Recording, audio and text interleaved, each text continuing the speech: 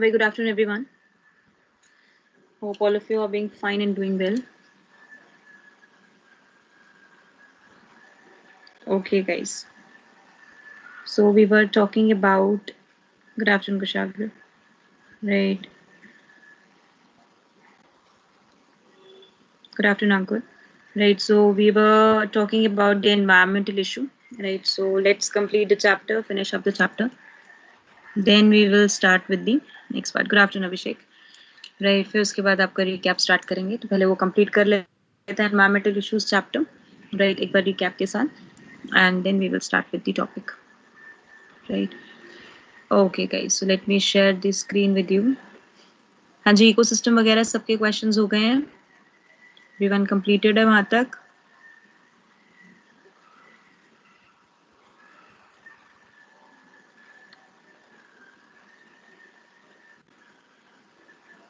या whole syllabus quiz as well बिल्कुल we are going to have right okay guys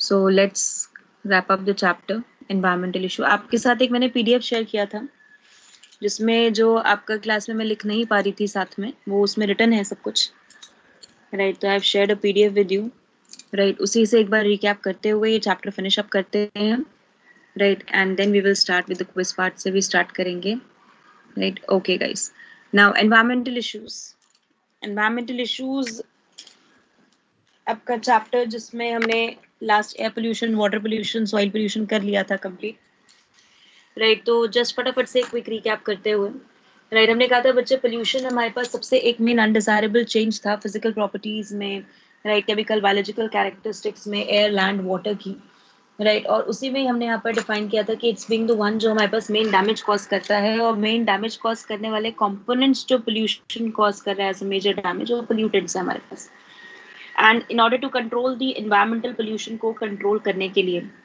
environmental pollution को हमें अगर कंट्रोल करना है तो गवर्नमेंट ऑफ इंडिया ने एक एक्ट पास किया है which is environment protection act 1986 right जो पास किया गया ताकि हम एनवायरमेंट को प्रोटेक्ट कर सके उसको इम्प्रूव कर सके राइट तो उसके लिए हमने यहाँ पर ये बेसिकली मूव इन किया स्टेप राइट उसी के बाद हमने पोल्यूशन के कुछ टाइप्स पढ़े थे on the basis of the source के बेसिस पे राइट और उसी के साथ साथ when we will talk about on the base of emission तो सोर्स के बेसिस पे हमने कहा था नेचुरल पोल्यूशन है या फिर एंथ्रोपोजेनिक पोल्यूशन है जो नेचुरल डिस्टर्बेंसेस की वजह से हो रहा है वो natural pollution like earthquake volcanic eruption and landslides it's landslide written Kushagra right landslides right और एंथ्रोपोजेनिक पोल्यूशन का मतलब मैनमेड और आपका पोल्यूशन जो मैनमेड एक्शंस की वजह से हो रहा है ह्यूमन रिलेटेड एक्टिविटीज की वजह से हो रहा है लाइक स्मॉग हो गया एसिड रेन हो गया डिस्चार्ज ऑफ इंडस्ट्रियल पोल्यूटेंट्स हो गया उसकी बात की थी फिर हमने कहा था एमिशन के बेसिस पे point non point and diffuse और एरिया सोर्स पोल्यूशन जहां पर आपको एक स्पेसिफिक पॉइंट पता है कि ठीक है पोल्यूटेंट यहाँ से रिलीज हो रहा है उसे आपने पॉइंट सोर्स कह दिया जहां पर एक पूरा का पूरा एरिया ही मेजर सोर्स बन चुका है तो वो डिफ्यूज या एरिया सोर्स पोल्यूशन हो गया लेकिन एक लार्ज एरिया से आ रहा है राइट और आप एक्चुअली एक सोर्स नहीं कर पा रहे तो उसे आप नॉन पॉइंट सोर्स पोल्यूशन का नाम देते हैं राइट उसके अलावा कौन से पार्ट ऑफ द एनवायरनमेंट को वो अफेक्ट करता है उसके बेसिस पे we says air pollution soil pollution and हमने यहाँ पर वाटर पोल्यूशन डिफाइन किया देन वी विल से जो पोल्यूशन कॉज करने वाले कंपोनेंट्स हैं उनको हमने नाम दिया पोल्यूटेंट्स का जिसकी जब हमने कैटेगरीज बनाई तो we classify on the base of the natural disposal की डिस्पोजल किस हिसाब से है तो बायोडिग्रेडेबल है नॉन बायोडिग्रेडेबल है एंड क्वालिटेटिव या क्वांटिटेटिव फटाफट से डिफरेंस बता दो क्वालिटेटिव एंड क्वांटिटेटिव का quickly guys and start responding by muting yourself right what's the major difference in between qualitative pollutant and the quantitative pollutant क्या difference लेके चलते हैं हम यहाँ पर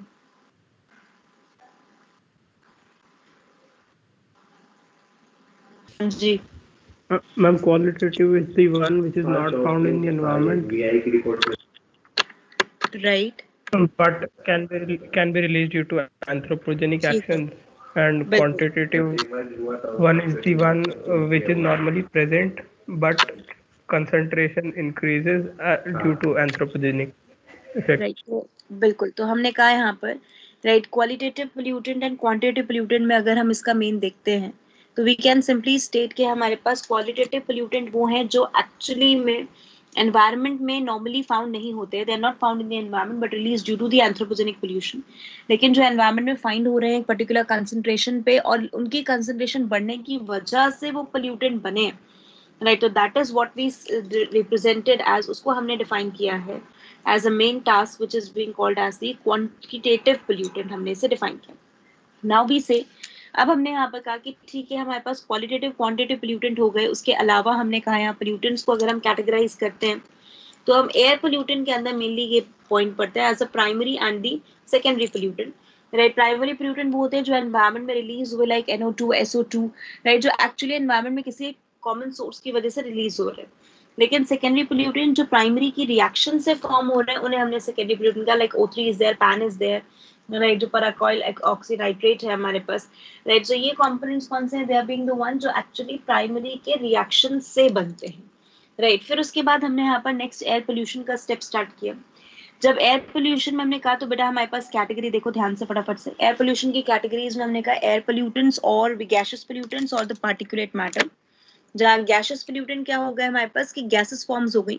राइट. गैसेस फॉर्म्स लाइक जैसे हमने कहा यहाँ पर हमारे पास CO2 है, NO2 है, SO2 है, हाइड्रोकार्बन्स है. राइट. जो मुझे गैसेस की फॉर्म में मिल रहे हैं उन्हें हमने डिफाइन किया गैसेस पोल्यूटेंट. लेकिन जो सॉलिड और लिक्विड पार्टिकल्स है जो डिफ्यूज है दो फॉर्म में, या तो सेटलेबल फॉर्म्स है, राइट, या फिर हमारे पास सस्पेंडेड फॉर्म्स है. राइट. कि वो सेटल अप कर गए पार्टिकल्स या सस्पेंड हो गए एनवायरमेंट के अंदर, तो वो साइज के बेसिस पे हमने कह दिया CPCB के हिसाब से, गाइडलाइन के हिसाब से साइज है, सेंट्रल पोल्यूशन कंट्रोल बोर्ड के हिसाब से.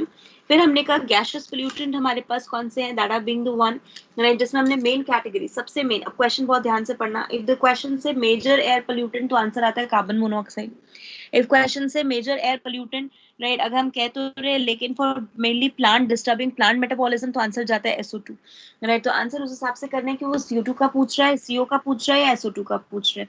राइट. तो जहां हमने कहा यहाँ पर मेजर एयर पोल्यूटेंट है हमारे पास carbon monoxide is being there, right, which is being the causing the adverse pollution, cause करता है, मेन डैमेज कॉज करता है, कार्बोक्सी हीमोग्लोबिन की सिंथेसिस करता है. राइट. क्योंकि एफिनिटीज की O2 से ज्यादा होती है हीमोग्लोबिन के लिए और मेटाबॉलिज्म को रिड्यूस कर देते हैं. राइट. प्लांट ग्रोथ के लिए, स्पेसिफिकली प्लांट ग्रोथ को डिस्टर्ब करने के लिए the major pollutant is, right, SO2. SO2 क्या कर रहा है प्लांट्स के अंदर? ETS को, प्लांट्स भी नहीं रादर एनिमल्स के अंदर भी अगर है तो ETS को मेनली इनहिबिट करता है. राइट. फियोफाइटाइजेशन कॉज करता है. राइट. फियोफाइटाइजेशन का मतलब it cause the chelation of Mg2+. Right. जो Mg2+ आयंस हैं उसको क्लोरोफिल में से चिलेट आउट कराते हैं. मैंने पहले बहुत बार समझाया आपको, राइट, कि Mg2+ आयन जो क्लोरोफिल में प्रेजेंट है उसको मूव इन करा देना, मूव आउट करा देना, उसकी जगह H+ आयंस लगाना ताकि एक इनएक्टिव यूनिट बन जाए. That inactive unit is being defined as, right, pheophytin, so that no light reaction can be happen by the algal partner. और अगर एल्गल पार्टनर लाइट रिएक्शन नहीं कर रहे होंगे, राइट, तो ऑब्वियसली बात है हमारे पास उसका फोटोसिंथेसिस क्या हो जाएगा? प्रोसेस इनहिबिट हो जाएगा. राइट. तो photosynthesis will be inhibited in that process. Right. तो ये हमारे पास हो गया that are being called the SO2. उसी के अलावा SO2 का एक, क्योंकि SO2 form the main component of acid rain, I hope everyone remember, right, जिसकी वजह से वो एक मेन कॉज करता है, which is called stone leprosy. और stone leprosy हमारे पास क्या होता है? That is the yellowing of Taj Mahal, stone cancer जिसे हम नाम देते हैं, right, also called stone leprosy. Right. जहां पर हमने मेन कहा इसको अंदर येलोइंग ऑफ ताजमहल. फिर उसके बाद NOx कंपाउंड्स कौन से? NOx compounds are the one जो प्लस म्यूटोजन की तरह भी वर्क कर रहे हैं. राइट. जैसे कि अगर आपको याद हो तो हमने HNO3 के बारे में पढ़ा था, and HNO3 is being the one जो नाइट्रस एसिड है हमारे पास, और nitrous acid is being the one जो एक मेन म्यूटोजन है. It act as a major mutagen, right, heart and lung problem को cause करते हैं. Right, so that is being the one जो हमने यहाँ पर define किया NOx compound. Hydrocarbons हमारे पास again mutagen जो carcinogenic response create करते हैं. Right, so they are creating the carcinogenic response in the cell. Right, तो ये भी हमारे पास mutagen की तरह function करते हैं. Fine. Right, उसी के साथ साथ अब हमने कहा, राइट, नेक्स्ट वन इसके अंदर आपका पार्टिकुलेट मैटर. पार्टिकुलेट मैटर में क्या क्या लेके चलते हैं? राइट. पार्टिकुलेट मैटर के अंदर सेटलेबल और suspended particles like aerosols are being there, like smog is being there, right, और उसी के साथ साथ dust and mist particle of pollen and cyst or bacterial spores. Now tell me guys, which technique can be used to remove the particulate matter released from thermal power plant? जल्दी से. Which technique to be used to remove particulate matter released from thermal power plant?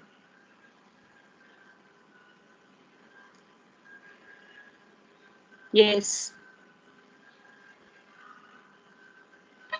Electrostatic precipitator. Right. Very good, Jasmine. Right. Electrostatic precipitator. Right हमने कहा electrostatic precipitator is going to be the one जो use करते हैं particulate matter को remove करने के लिए, right, and which is used to remove the SO2 components from the environment. Scrubber. बिल्कुल, very good guys, right, that is the scrubber is used to remove the SO2, right, of hyperelectrostatic precipitator for this. And if I want to treat the hydrocarbon pollution in the environment, how come hydrocarbon pollution can be treated? Catalytic converter.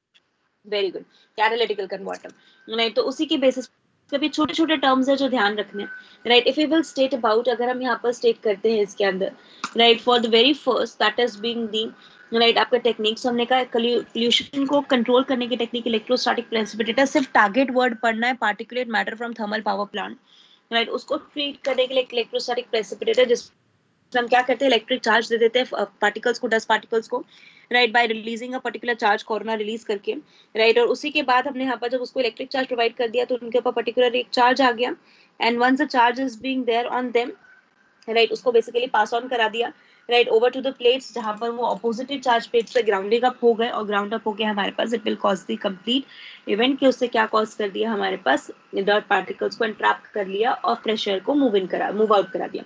Scrubber के अंदर हमने lime spray को use किया था, and in सच अ वे कि lime spray और dirty air में reaction हुई, जिसकी वजह से CaCO3 प्लस SO2 के साथ कंबाइन होकर CaSO4 प्लस CO2 बन गया, राइट। ऑटोमेटिकली हमारे पास एक ट्रीटमेंट पॉसिबल हो पाया। कैटालिटिकल कन्वर्टर हमने ऑटोमोबाइल एग्जॉस्ट को कंट्रोल करने के लिए लगाए, राइट, जहां पर हमने कहा कैटालिटिकल कन्वर्टर में पैलेडियम एंड रोडियम कैटलिस्ट को हमने यूज किया था, राइट, ताकि जितना भी आपका अनबर्न्ड हाइड्रोकार्बन रिलीज होते हैं, राइट, या कार्बन मोनोऑक्साइड रिलीज होता है या नाइट्रिक ऑक्साइड रिलीज होते हैं, वो एनवायरमेंट में रिलीज होने से पहले प्री ट्रीट हो जाए। और उसके प्री ट्रीटमेंट का मतलब क्या है कि they will follow the complete, कि रिलीज से पहले जो उनका ट्रीटमेंट शुरू कर दिया कि इसको हम चेंज किसमें कर दे, CO2 के अंदर या वाटर के अंदर, right, so that in chemicals की वजह से जो हैजार्डस इफेक्ट हो रहे हैं वो नहीं है, right, so that are being the main function of catalytical converter. Okay, what is the major requirement to let this catalytical converter work or improve its efficacy? Lead free fuel. Unleaded petrol, good, right, lead should not be there, that there must be the unleaded petrol usage. I hope एक या दो नहीं पढ़ा ये chapter, बाकी सब तो बिल्कुल ही ब्लैंक बैठे हुए हैं। क्या हो गया भाई, राइट, जो अपने आप को अनम्यूट नहीं कर सकते, दे कैन आस्क से for the answer over the Telegram also, right, वो ऐप पे भी दे सकते हैं आंसर, राइट, यस। सो अब हमने कहा यहाँ पर इन द कंडीशन, हमने कहा अनबर्न हाइड्रोकार्बन को, right, we have change into the CO2 and H2O, उसी के साथ साथ कार्बन मोनोऑक्साइड को चेंज कर दिया CO2 के अंदर, और नाइट्रिक ऑक्साइड को चेंज कर दिया नाइट्रोजन गैस के अंदर, which get release in the environment. But the main point is that they इनके थ्रू हमने यहाँ पर ऑटोमोबाइल एग्जॉस्ट को तो रिमूव कर दिया, लेकिन अनलेटेड पेट्रोल को यूज करना is a major part for this particular process, right. उसी के बाद हमने कहा यहाँ पर, राइट, एनवायरमेंटल एयर पोल्यूशन के अंदर नेक्स्ट आए हम यहाँ पर कि air pollution control and pollution act की वजह से नॉइज पोल्यूशन को भी एयर पोल्यूटेड माना गया, right. Noise pollution is also, what is the major technique to reduce the noise pollution? Green muffler scheme. Green muffler.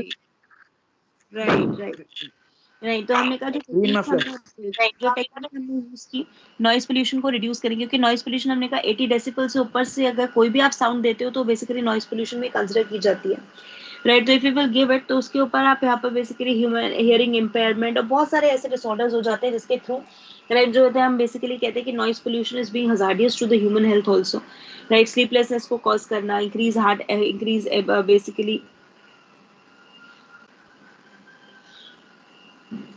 Right. तो उसके basis पे हमने कहा यहाँ पर कि breathing pattern, increase heart beat, altered breathing pattern, right, ये सब कॉज करना है, जिसमें हमने कहा यहाँ पर आपका considerably stressing the human, right. तो ये मेन कॉजेज है नॉइज पोल्यूशन के, और इसको रिड्यूस करने के लिए, right, we will say the technique which is being there is a green muffler scheme. यहाँ पर हम ट्रीज को प्लांट करते हैं ह्यूज एनॉर्मस कैनपी के साथ, राइट, ह्यूज एनॉर्मस कैनपी के साथ हम इसको बेसिकली, राइट, कहते हैं या क्यों, क्योंकि ताकि वो एंट्रैप कर सके साउंड वेव्स को, राइट, और साउंड वेव्स को एब्जॉर्ब करने के बाद अलाउ ना करे कि वो आगे की तरफ ट्रांसमिट हो सके, right. So that is the main process जो हमने यहाँ पर डिफाइन किया कि हमारे पास होना चाहिए ताकि नॉइज पोल्यूशन को कंट्रोल किया जा सके, right, so that the noise pollution can be control.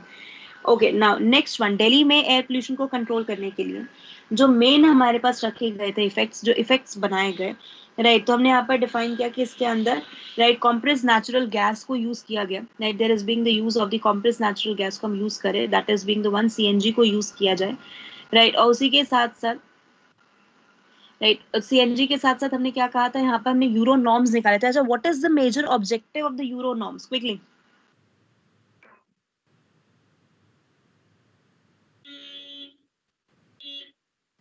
Yes,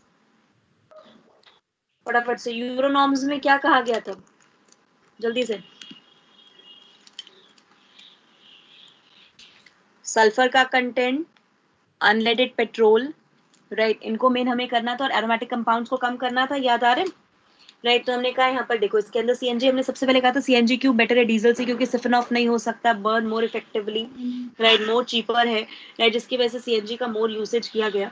उसी के साथ साथ हमने कहा था पैरेलल स्टेप्स के लिए गए कि फेज आउट कर दो, ओल्ड व्हीकल्स को बाहर कर दो, राइट, जैसे अभी सुना होगा दिल्ली में 2010 से पहले के व्हीकल्स नहीं चल सकते, राइट, तो उसी के साथ साथ अनलेडेड पेट्रोल वाला है आपका पॉइंट, राइट, और उसी के बाद हमने यहाँ पर कहा लो सल्फर पेट्रोल, कैटालिटिकल कन्वर्टर, राइट, ये सब,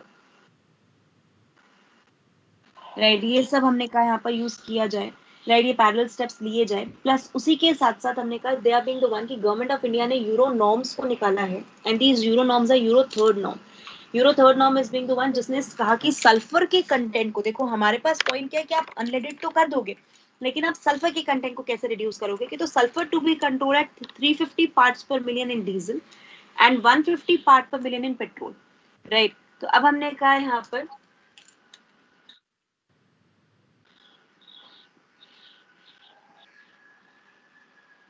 ना इन दिस, अब हमने यहाँ पर डिफाइन किया कि इसके अंदर आपने सल्फर के कंटेंट को पेट्रोल और डीजल में कम कर दिया, और एरोमेटिक हाइड्रोकार्बन को भी आप कम कर दोगे, 42% से ब्रिंग डाउन करोगे 35% पे, राइट। तो ये हमारे पास हो गए, और उसी के साथ भारत स्टेजेस इंप्लीमेंट की गई व्हीकल्स के ऊपर कि क्या क्या उनके अंदर वैल्यूज होनी चाहिए, क्या क्या लिमिट्स होनी चाहिए, राइट, वो हमने यहाँ पर स्टेट किया, राइट। उसी के बाद एयर पोल्यूशन में एसिड रेन, मेन दो इफेक्ट्स हमने देखे थे, damaging effect acid rain and smog, right, जल्दी से, acid rain, major component of the acid rain, right, who is forming the main component of the acid rain, guys? sulfur dioxide. Sulfur Sulfur oxide. dioxide. बिल्कुल, तो हमने कहा यहाँ पर main component हमारे पास that is going to be there, right, which is being defined as SO2 compounds, हम यहाँ पर लेके चलेंगे, मेन कंपोनेंट होंगे, और उसका मेन इफेक्ट हमें प्लांट पे, सॉइल पे और ह्यूमन पे देखने को मिलेगा, जहां हमने कहा let's suppose basic layer of the soil, right, बिल्कुल नीचे नीचे जाते चल जाएंगे, और टॉक्सिक मटेरियल का अबव एक्यूमुलेशन हो जाएगा, जिसमें aluminium toxicity, right, growing tip of the plant का डैमेज होना, स्टोन लेप्रोसी कॉज होना, राइट, तो ये मेन हमारे पास इफेक्ट हमें एसिड रेन के दिखेंगे, राइट। उसी के साथ साथ आपका एसिड रेन के मेन दो कंपोनेंट बच्चे याद रखना है, SO2 एंड NO2, राइट। तो हमने कहा it's a cocktail, it's being said to be a cocktail और a mix of H2SO4 and HNO3 compounds, and pH is 5.5, right, main effect इसका लेप्रोसी कॉज करना, राइट, और SO2 की वजह से फियोफाइटाइजेशन वगैरह ये सब कॉज करना, right, that are the main effect which are being observe for this, right, जो इसके लिए हम ऑब्जर्व करते हैं ना। उसी के साथ साथ अब हमने कहा यहाँ पर नेक्स्ट कंपोनेंट जो हमारे पास आता है that is going to be the smoke. Smoke का मतलब है the smoke is being mix with the fog, right, smoke को मिक्स करते हैं हम फॉग के साथ, और डैमेज करता है रेस्पिरेटरी सिस्टम को। इसमें दो कैटेगरी आपने केमिस्ट्री में पढ़ा होगा अभी, photochemical smog and classical smog और लंदन स्मॉग। फोटोकेमिकल स्मॉग बच्चे रिमेंबर दिस वन, ये नाइट्रेट, ये नाइट्रोजन डिपॉजिट्स की वजह से है, राइट, और ये हमारे पास सल्फर डिपॉजिट्स की वजह से, राइट। तो मेन इसमें ध्यान रखना कि क्या क्या है हमारे पास, कि इसके अंदर H2S और SO2 लेके चलते हो, इसमें O3 पैन और NOx लेके चलते हो, right. These are being the one as a photochemical smog and classical smog हमने डिफाइन किया। अब आ जाते हैं वाटर पोल्यूशन पे, राइट। वाटर पोल्यूशन के अंदर हमने एक्ट सबसे अच्छा याद रखना, water prevention and control of pollution act हमारे पास जो है, राइट, और उसी के साथ साथ मेन इसमें डोमेस्टिक सीवेज की एंट्री करना, राइट। अच्छा, अब मैं एक वर्ड बोलती जाऊंगी और सब मुझे आंसर करते चले जाएंगे उसके अकॉर्डिंगली, एंड फटाफट से everyone has to answer on the Telegram पे सब आंसर करेंगे, क्योंकि फिर ऐसे तो बाकी के बच्चे एकदम ही शांत बैठे हुए हैं, right. Now if BOD of the water is high, the water is considered to be, if BOD of water is high, the water is considered to be, quickly, फटाफट आंसर मिले मुझे। More polluted. Very good. It's going to be the heavily polluted or more polluted in nature. Good. If nitrate and phosphate contamination in water body is higher, the next step in the water body is, if nitrate and phosphate concentration in water body is higher, algal blooming. Very good. The step is going to be the algal blooming, leading to a process called as, right, next step कौन सा होगा? Algal blooming होना, leading to a process called as, कौन सा process होगा? Algal blooming किस process को lead करेगा? Eutrophication. Very good. Leading to the process called eutrophication. Good. Next one. If next question, right? इसी में, if DDT content is going to be higher in the water body, right? What will be the water pollution effect observed? Biomagnification. Very good. यही छोटे छोटे words याद रखने. जहां आपने DDT content की बात कर दी, वहीं पर हमने उसे डिफाइन कर दिया एज बायोमैग्निफिकेशन. राइट, बिल्कुल ठीक है. बायोमैग्निफिकेशन हम इसे स्टेट करेंगे जहां, okay. Now biomagnification work in accordance with upright pyramid of number or inverted pyramid of biomass. Inverted pyramid of biomass. Very good. Inverted pyramid of biomass. Super good, guys. Inverted pyramid of biomass के हिसाब से काम करता है, जिसकी वजह से हम कहते हैं कि हायर ट्रॉफिक लेवल पे जब बायोमास ज्यादा है तो हायर ट्रॉफिक लेवल पे पोल्यूटेंट का एक्यूमुलेशन भी क्या हो चुका है? ज्यादा हो चुका है. Which organism is said to be indicator of eutrophication? Which organism is said to be indicator of eutrophication? Sagittaria. Very good. बिल्कुल ठीक है. Sagittaria is being the one, right, called as a eutrophication का हमारे पास indicator. And if eutrophication is progressing in the plant, right, which ecological process will be observed? If eutrophication is progressing in the water body, what ecological process is observed? Succession. Very good. Right, succession.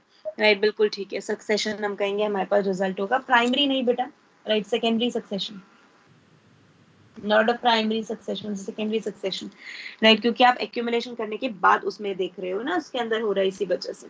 Right, बिल्कुल ठीक है. Very good. Right, now उसी के साथ साथ अब ये वाला पॉइंट तो फिर आपको क्लियर ही है सारे. राइट, फिर हमने कहा यहाँ पर सक्सेशन का पॉइंट कि हमारे पास लेवल बढ़ता चला जाएगा. राइट, डिसीजेस याद रखनी है. मर्करी पॉइजनिंग से कौन सी हो रही है? आर्सेनिक पॉइजनिंग से कौन सी है? कैडमियम से कौन सी है? राइट, और उसी के साथ साथ आपका ब्लू बेबी सिंड्रोम क्या होता है? That is Minamata disease, Blackfoot disease and tie disease. छोटे छोटे पॉइंट है. What's the difference in the eutrophication and a cultured eutrophication?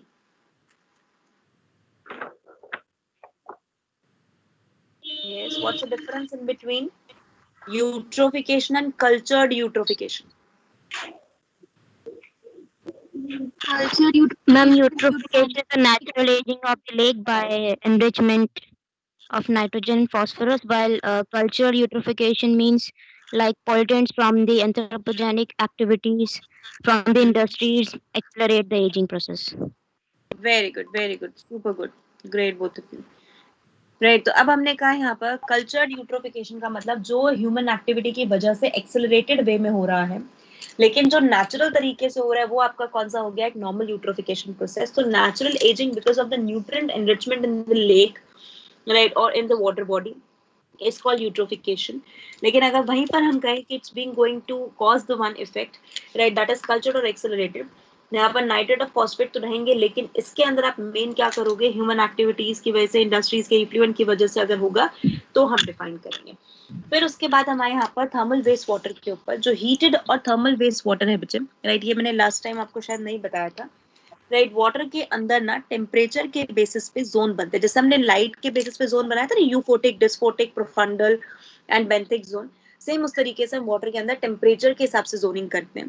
जो टेम्परेचर के हिसाब से जोनिंग करते हैं उसे हम कहते हैं एपिलिम्नियन, हाइपोलिम्नियन एंड उसी के बाद एंडोलिम्नियन आपके जोन्स होते हैं.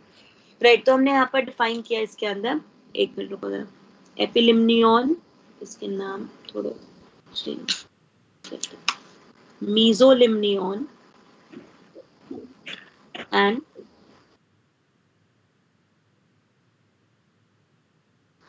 hypoliम्नियन.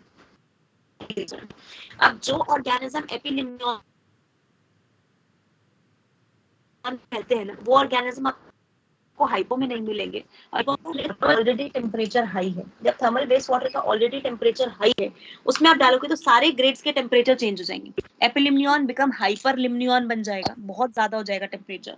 मीजो वाला एपी में चेंज हो जाएगा, हाइपो वाला मीजो में चेंज हो जाएगा, और हाइपो वाला तो रहेगा ही नहीं, राइट। अगर हाइपोलिम्नियन वाला हमारे पास ग्रेड रहा ही नहीं तो हम कैसे कहेंगे कि ऑर्गेनिज्म हमारे पास बेसिकली स्टेबल वे में रह पाएंगे? ऑर्गेनिज्म स्टेबल वे में रह ही नहीं पाएंगे, जबकि हाइपोलिम्नियन वाले ऑर्गेनिज्म तो उस पूरे एरिया से ही एलिमिनेट हो गए, राइट। जिसकी वजह से हमने इसे क्या डिफाइन करना है कि it will follow the condition, right, कि आपको थर्मल वेस्ट वाटर नहीं डिस्चार्ज करना है अंटिल अनलेस, राइट, उसके अंदर हमारे पास ऑर्गेनिजम्स जो है जो सेंसिटिव है हाई टेम्परेचर के, राइट, अगर वो ग्रो कर रहे हैं तब तक तो आप बिल्कुल भी नहीं डाल सकते क्योंकि उनका ग्रोइंग पैटर्न पूरी तरीके से ऑल्टर हो जाता है, राइट। तो ये हमारे पास मेन पॉइंट है जो हम यहाँ डिस्कस करते हैं, right. So that's why we will say heated thermal wastewater are being the one of the important category of the pollutant. They reduce the number of organisms sensitive to high temperature, enhance the growth of the plant fish living in the cold water, but only causing damage to indigenous flora and fauna.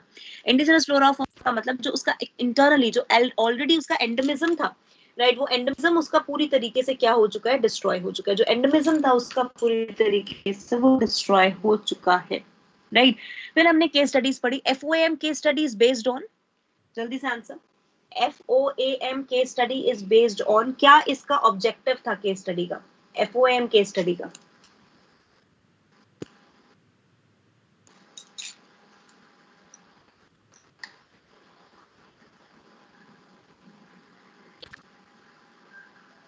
water treatment. Very good, Mayank. Right, it is being the one where which is related with the wastewater treatment. इसका main objective है हमारे पास waste water treatment करना, integrated waste water treatment करना, जहां पर आपने 60 hectare के land पे 6 कनेक्टेड मार्शेस रखे। उन 6 कनेक्टेड मार्शेस के अंदर आपने प्लांट्स को, एल्गी को, फंजाई को, बैक्टीरिया को, अलग अलग ऑर्गेनिजम्स को डाला जो पोल्यूशन को ट्रीट अप करेंगे, जो न्यूट्रलाइज करेंगे, एब्जॉर्ब करेंगे, एसिमिलेट करेंगे पोल्यूटेंट को, राइट, ताकि वो नेचुरली प्योरीफाई हो सके। इसीलिए हमने इसे ग्रुप को नाम दिया friend of Arcata marsh. In order to answer me guys, in order to reduce the flow of water and using the excreta as manure, what strategy has been used?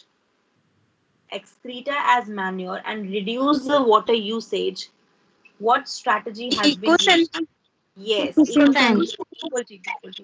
eco-sand toilets और eco-sanation has been done, right, जहाँ पर eco-sand toilets को use किया गया, eco-sanation किया गया, right, ताकि हम किसी भी तरीके से एक practical, hygiene, effective and cost efficient solution बना सकें ह्यूमन वेस्ट डिस्पोजल का, और उसी के साथ ह्यूमन वेस्ट को हम यूज भी कर सके आगे फर्दर आपका for the task of the complete, right, manuring activity.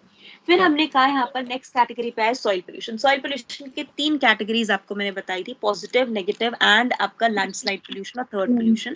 अब ध्यान से इसको समझना, जब भी, क्योंकि ये डाउट भी था लास्ट टाइम बच्चों का, पॉजिटिव, नेगेटिव और लैंडस्केप पोल्यूशन का क्या मीनिंग है? जब आप ये कहते हो कि आप सॉइल में कोई एक ऐसी चीज डाल रहे थे जो सॉइल में प्लांट को बेनिफिट करने वाली थी, या फिर वो बेसिकली आप ऐड कर रहे थे किसी ट्रीटमेंट की वजह से, उसका आप ये इस वजह से ऐड नहीं कर रहे थे कि वो सॉइल को डैमेज कर देगा, या इस वजह से वो काम नहीं हो रहा था कि एक्चुअली वो सॉइल को डैमेज करेगा, वो प्लांट के बेनिफिट के लिए डाला जा रहा था, या बेसिकली किसी ट्रीटमेंट प्रैक्टिस के लिए डाला जा रहा था, but at the end it affect the soil, उसे सॉइल के पीएच को ऑल्टर कर दिया, सॉइल की क्वालिटी को अफेक्ट कर दिया, राइट। तो वो हमारे पास कहलाया गया positive soil pollution. That is called as positive soil pollution. Means आपने पेस्टिसाइड का एडिशन किया, इंसेक्टिसाइड का एडिशन किया, फर्टिलाइजर का एडिशन किया, इंडस्ट्रियल वेस्ट डिस्चार्ज मटेरियल को सॉइल में डाला। इंडस्ट्रियल वेस्ट को तो हम नॉर्मली डंपिंग करते हैं, इसी वजह से आपने डाला, लेकिन एट द एंड जाके उनका ओवर कंटामिनेशन की वजह से पोल्यूशन हो गया। This is called positive soil pollution. लेकिन नेगेटिव सॉइल पोल्यूशन क्या कहते हैं, राइट, कि जहां पर आपने कोई प्रैक्टिस फॉल्टी ही करी है, वो प्रैक्टिस सही है ही नहीं, इरिगेशन प्रैक्टिस फॉल्टी हुई, राइट, उसी के साथ साथ top layer of the soil से मिनरल्स को आपने डिस्ट्रक्ट कर दिया, राइट, एग्रीकल्चर प्रैक्टिस अच्छी नहीं हो रही है, डेजर्टिफिकेशन बहुत हो रहा है, डेजर्ट की फॉर्मेशन हो रही है, डिफोरेस्टेशन का प्रोसेस हो रहा है, राइट, जिसकी वजह से हमारे पास पोल्यूशन कैसा हो रहा है? Negative soil pollution, right. लेकिन अगर ह्यूमन की एक्सेस की वजह से, ह्यूमन की ग्रीडी नेचर की वजह से अगर सॉइल में पोल्यूशन होता है तो that is called landscape pollution, जो लैंड प्रॉपर्टी के डिस्ट्रक्शन की वजह से हो रहा है, दैट इज अर्बनाइजेशन की वजह से, इंक्रीज इंडस्ट्रियलाइजेशन की वजह से, हैबिटेट स्प्लिटिंग की वजह से, राइट, तो होता है, तो उससे हम लैंडस्केप और थर्ड पोल्यूशन कहते हैं। अब क्लियर हो गया सबको अच्छे से, राइट, ये तीनों categories, fine, right.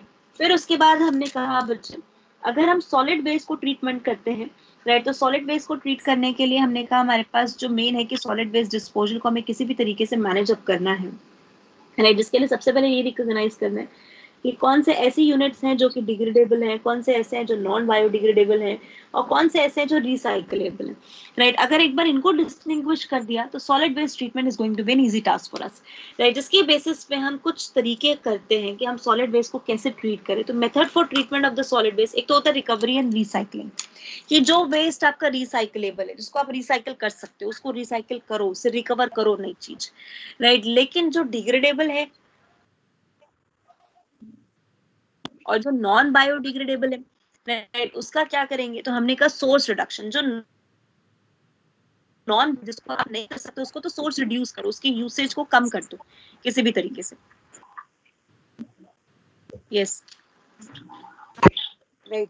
So reduce the usage, otherwise you can go for the burning activity. अब burning activity बेटा दो तरीके से हम करते हैं, whether we do the aerobic burning or we do the anaerobic burning. अगर हम aerobic burning करते हैं, right, high temperature पे, तो it is called incineration. लेकिन उससे भी ज्यादा टेम्परेचर पे अगर anaerobic burning करते हैं, right, तो it is being the one which is called as the pyrolysis, right. तो हमने कहा यहाँ पर pyrolysis and incineration are the one, right, जहाँ pyrolysis means anaerobic combustion करना, एंड उसी के साथ साथ इंसिनरेशन मींस एरोबिक कंबशन हमारे पास फॉलो अप करना, so that the process will move, right. तो ये हमारे पास एक्टिविटी कौन सी हो गई, which is called as the burning activity. Landfilling is a fourth solution for us, right. तो हमने कहा landfilling is being the one जहां पर आप ओपन लैंडफिलिंग भी कर सकते हो, सैनिटरी का मतलब आप उसको कवर अप कर दोगे, एंड ओपन का मतलब आप डंपिंग तो करोगे लेकिन उसको कवर अप नहीं करोगे, right. That are being the methods which can be used. Okay, hospital waste have to be, what strategy to be followed for the treatment of the hospital waste? Incineration. Yes, incineration, good, right। hospital waste के लिए तो हमारे पास एक ही option है ना, right, sorry, that we have to go for the incineration. हमें right, एक ही method करना है, that is called as the incineration, right। अगर इंसिनरेशन करेंगे तभी हॉस्पिटल वेस्ट को ट्रीट अप किया जा सकता है। इलेक्ट्रॉनिक वेस्ट, अच्छा, which countries are going to have the best practices adapted for treatment of electronic waste? Underdeveloped. देखो ध्यान से लाइन सुनना, developed country, right, developed country have a practice कि वो किसी भी तरीके से, राइट, इलेक्ट्रॉनिक वेस्ट को ट्रीट अप करके डंपिंग कर सकते हैं, but developing country don't have this practice. Developing country के पास वेस्ट रिडक्शन का, वेस्ट ट्रीटमेंट का कोई प्रोसेस नहीं है, राइट, जिसकी वजह से developing country is entirely dependent on the developed country, पूरी तरीके से डिपेंडेंट है for this particular function, right. Because of which, इसी की वजह से हम ये कहते हैं, right, it's being the one कि आपका डेवलपिंग कंट्रीज को बेसिकली ले तो रही है, इंपोर्ट तो कर रही है, बट दे डोंट नो कि how to manage them, right, जिसकी वजह से become one of the main headache now, right. तो हमारे पास मेन एक ट्रीटमेंट यही है कि हम रिसाइकलिंग करें उसका, right, we should go for the recycling, right, ताकि वो एनवायरमेंटल फ्रेंडली मैनर में बेसिकली कीप अप किया जा सके, राइट। उसके अलावा एज सच अभी कोई सोल्यूशन हमारे पास नहीं है, right. Now plastic waste remedy, right, what has been done by Ramesh, what has been done by, right, Ahmed Khan ने क्या किया था जल्दी से? Polyblend mixture Polyblend. with bitumen. Fine, बिल्कुल करेक्ट, नहीं। तो हमने कहा यहाँ पर what has they have done, उन्होंने एक basically fine powdered mixture ready किया पॉलीब्लेंड और बिटुमेन को मिक्स करके, where this mixture was found, ये मिक्सचर फाउंड क्या क्या कि वाटर की रेपेलेंट कैपेबिलिटी को, राइट, वो उसी के साथ साथ वो आपका रोड की लाइफ को, ये सबको by the factor of 1 increase कर देगा, राइट। तो basically, right, that's being the one जहां हमने कहा यहाँ पर polyblend is being the one which is a fine powder of the recycled, एक recycled,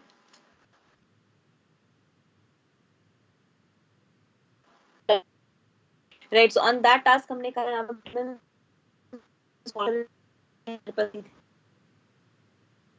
right, help to increase the road life, right, and raw material for, right, raw material हमारे पास available करा है ताकि हम किसी भी तरीके से रोड लाइफ को इंक्रीज करा सके बाय virtue of 3, right, और एक्चुअली एटलीस्ट बाय 1 तो इंक्रीज करा ही सके, right, so that basically being the one in the remedy of the plastic waste. Agrochemicals and their effect, okay, agrochemicals and their effect में अब सबसे main चीज याद रखना, मोस्ट कॉमन एग्रोकेमिकल जो यूज किया जाता है दैट इज इंसेक्टिसाइड। सबसे कॉमन हमारे पास एग्रोकेमिकल जो यूज होता है दैट इज इंसेक्टिसाइड, राइट, क्योंकि इंसेक्टिसाइड के अंदर ही बायोपेस्टिसाइड, बायोविडिसाइड सब भर जाते हैं, right. So it's being the one जहां पर हमने यहाँ डिफाइन किया ये इन दिस कंप्लीट इंसेक्टिसाइड्स के अंदर, राइट, आपका सबसे पहले क्लोरामफेनिकोल द कंप्लीट हमने यहाँ पर डिफाइन किया कि इसके अंदर, राइट, अफेक्ट करते हैं, they affect the man, plant and the animal growth, इसलिए इन्हें बायोसाइड्स का नाम देते हैं। तो दो तरीके से हम इनके इफेक्ट देखते हैं, या तो ये टॉक्सिक है नॉन टारगेट ऑर्गेनिज्म पे, राइट, जो टारगेट नहीं है, means once they are being chasing up the one they do not move to the another, right. तो हमने कहा यहाँ पर in this condition they can go for the eutrophication also, right. जो इनऑर्गेनिक, अब याद रखना अगर क्वेश्चन इनऑर्गेनिक फर्टिलाइजर कहते हैं तो आंसर यूट्रोफिकेशन, अगर आंसर इंसेक्टिसाइड आता है तो answer rest of the, right. 3 जहां पर हमने कहा सॉइल पोल्यूशन तो कॉज करना ही करना है, उसके साथ साथ आपका हाइड्रोकार्बन भी है, right, it is being and along with this इसमें इंसेक्टिसाइडल प्रॉपर्टीज भी हैं, राइट। तो वो आपको यहाँ पर basically we have to make it remember कि किस तरीके से हम यहाँ पर एग्रोकेमिकल को ट्रीट करेंगे, whether it be the insecticide और it be the inorganic fertiliser. अच्छा, एक case study Ramesh Chandra Dagar, remember? Yes. Organic farmer. Organic farming. ऐसा करना, एक साइक्लिकल और एक जीरो वेस्ट प्रोसीजर को मैनेज करना, जहां पर एक से जो वेस्ट आया है वो दूसरे प्रोसेस में यूज हो जाएगा। तो देखो अब यहाँ पर, right now tell me how bee keeping, dairy management, water harvesting का फंक्शन, बी कीपिंग किस में काम कर रहा होगा? बी कीपिंग हेल्प इन बिल्कुल पॉलिनेशन। हमने कहा बी कीपिंग पॉलिनेशन में डेयरी मैनेजमेंट से कैटल डंग से हम मैन्यूरिंग कर सकते हैं, वाटर हार्वेस्टिंग से इरिगेशन कर सकते हैं, कंपोस्टिंग से जो फूड वेस्ट है, प्लांट वेस्ट है, उसको यूज कर सकते हैं, कंपोस्ट बना सकते हैं, और एग्रीकल्चरल प्रैक्टिसेस को में यूज करके एक चेन ऑफ प्रोसेस बना देंगे। याद रखना बेटा, किसी भी ऑर्गेनिक फार्मिंग प्रैक्टिस में कोई भी बीटी क्रॉप यूज नहीं होता, बायोटेक्नोलॉजिकली मॉडिफाइड क्रॉप यूज नहीं करता, जीएमओ यूज नहीं करते हम, and along with this we are not going to use, हम कोई भी उसके अलावा फर्टिलाइजर केमिकल वे में यूज नहीं करेंगे। We are only going to use bio fertilisers, bio insecticides, bio pesticides, cyclical process कराएंगे। तो जो माइक्रोब में बायो पेस्टिसाइड पड़े थे वो बहुत बार क्वेश्चन में आते हैं, वो आप यूज करोगे, इसमें कोई प्रॉब्लम नहीं है, राइट। तो इसी वजह से हम यहाँ कहेंगे कि there is going to be the one कि क्रॉप का वेस्ट ही कंपोस्ट बन जाएगा जो बाद में एक नेचुरल फर्टिलाइजर की तरह यूज होगा, और प्लस हर ऑर्गेनिक फार्मिंग का एक आउटपुट होता है, एक बाय प्रोडक्ट होता है विच इज बायोगैस, राइट। कि बायोगैस तो बनाते ही बनाते हैं, क्योंकि कैटल डंग जो होता है उससे हम बायोगैस बनाने में यूज कर लेते हैं, राइट। तो ये हमारे पास मेन प्रोसेस है जो हम यहाँ पर ऑब्जर्व करते हैं, right, clear. Now moving to the radio active waste. Radio active waste हमारे पास क्या है, that's one of the major, right. पहले माना गया था कि न्यूक्लियर एनर्जी हमारे पास एक नॉन पोल्यूटिंग वे है, लेकिन बाद में हमें पता चला कि इसमें मेन 2 प्रॉब्लम है, इसका एक्सीडेंटल लीकेज और एक इसका सेफ डिस्पोजल, नहीं, क्योंकि हम अगर देखा गया तो बहुत सारे mutation like Chernobyl incident, 3 mile island, दोनों इंसिडेंट ध्यान रखने हैं अच्छे से, राइट। उसमें हुआ जहां पर radiations are heavily lethal in nature, right, और इतनी म्यूटेशंस कर दी कि नंबर ऑफ जनरेशंस तक वो म्यूटेशंस ऑब्जर्व हुई, राइट, कार्सिनोजेनिक कंडीशंस हमें दिखे, राइट। उसी के साथ साथ इसका इफेक्टिव प्री ट्रीटमेंट करना, इसके हाफ लाइफ को रिड्यूस करना, and along with this, right, complete we will say, right, हमें यहाँ पर बरी अप करना है to 500 metre deep to the ground surface, so that the complete इसमें जो है आपका डैमेज अर्थ सरफेस पे या उसके सॉइल पार्टिकल्स पे ना, राइट, इसी वजह से हमने किया, राइट। तो आई होप एवरीवन रिवाइज स्टिल यहाँ तक का हो गया बच्चे।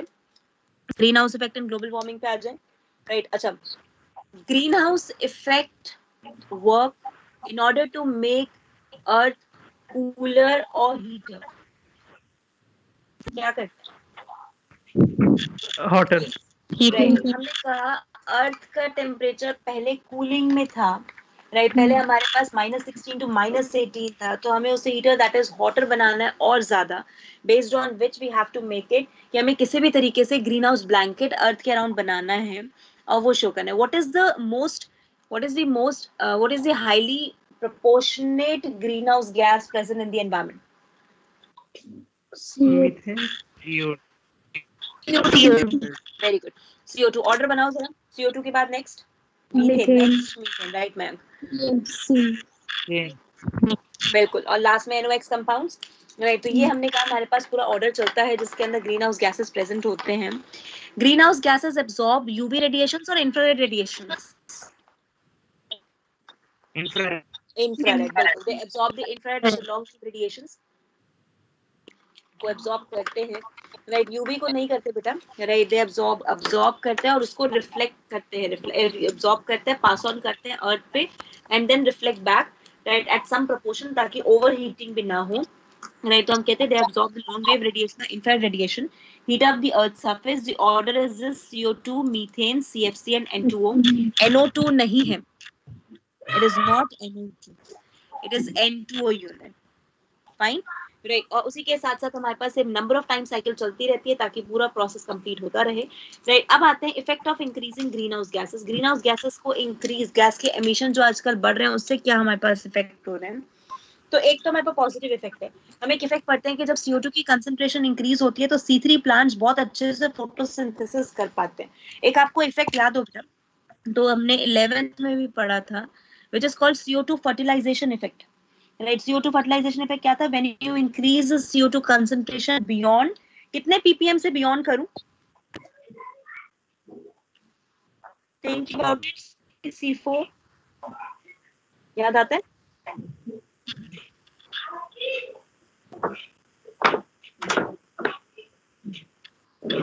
राइट, अच्छा नॉर्मल याद है, हमने कहा 360 ppm पे हम जनरली, राइट, एट 360 ppm हम कहते हैं C4 सैचुरेट हो जाता है, लेकिन वही C3 सैचुरेट होता है एट 450 ppm पे, याद आ रहा है, राइट। तो अगर इसका और ज्यादा इंक्रीज करेंगे तो रेट ऑफ फोटोसिंथेसिस इंक्रीज होगा, 360 से 450 पे जाएंगे। तो CO2 फर्टिलाइजेशन इफेक्ट क्या कहता है कि अगर आप CO2 की कंसंट्रेशन बढ़ाते हो तो CO2 की कंसंट्रेशन बढ़ाने के साथ साथ आपका रेट ऑफ फोटोसिंथेसिस भी इंक्रीज होता है, राइट, जिसकी वजह से C3 प्लांट की प्रोडक्टिविटी बढ़ती है। रिमेंबर बेल पेपर, टमाटो, ये मेन एग्जांपल्स लेके चलते हैं, राइट, जहां पे हमने कहा और रेट ऑफ ट्रांसपिरेशन भी क्या होता है हमारे पास, कम होता है, right. So based on that, right, we will say CO2 fertilisation effect cause करता है, ये तो this is the first effect. Second one, increase in heating effect over the earth. Earth के ऊपर हीटिंग इफेक्ट बढ़ता है। हीटिंग इफेक्ट कैसे बढ़ता है? टेम्परेचर बढ़ता है, क्योंकि जब ज्यादा से ज्यादा रेडिएशन एब्जॉर्ब हो रही है तो ऑब्वियसली बात है टेम्परेचर अर्थ का बढ़ेगा, और जहां टेम्परेचर बढ़ेगा वहां हीटिंग इफेक्ट और टेम्परेचर इंक्लिनेशन होगी, which leads to the odd climatic changes, right, जो ऑड क्लाइमेटिक चेंजेस कॉज करेंगे and leading to the due to the rise in the temperature, and this odd climatic changes is called El Nino effect.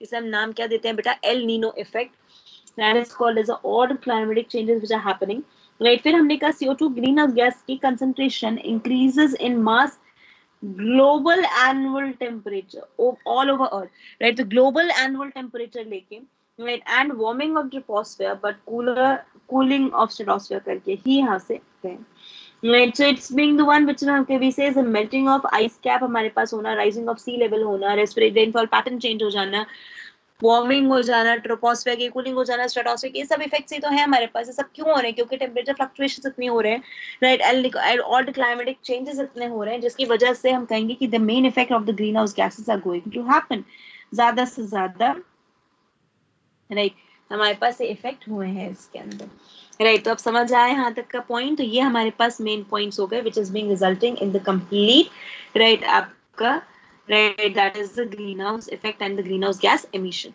right। उसी के साथ साथ अब आ जाते हैं ozone depletion and stratosphere, now the topic which we have to talk about, right, जो हमें अब यहाँ पढ़ना है, right। तो हमने कहा यहाँ पर देखो, अच्छा उसी के अलावा बेटा what are the measures by which you can say कि ग्लोबल वार्मिंग को हम कंट्रोल कर सकते हैं, राइट। तो मेजर्स क्या है? Cutting down of the fossil fuel को कट डाउन करना, प्लांटेशन ज्यादा से ज्यादा करना, डिफोरेस्टेशन कम कर देना, ह्यूमन पॉपुलेशन की ग्रोथ को कम कर देना, राइट, रिड्यूस कर देना, राइट, बेसिकली डिफोरेस्टेशन। और कुछ इंटरनेशनल इनिशिएटिव्स भी हैं जो भी पढ़ाऊंगी आपको कौन कौन से हैं।